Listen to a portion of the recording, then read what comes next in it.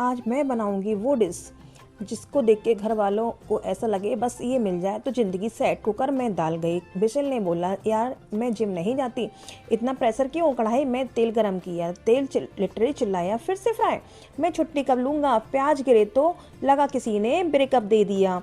आंसू ही आंसू। टमाटर आया फुल हीरो मूड में, साइड हो जाओ लूजर्स, टेस्ट किंग आ चुका है।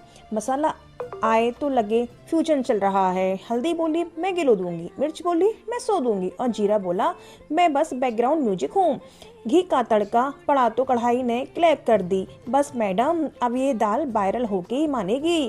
प्लेट में डालते ही घर वाले बोले, आज का लंच कैंसिल, डायरेक्ट सेलिब्रेशन करते हैं। अगर आप मेरे चैनल पर नए हैं तो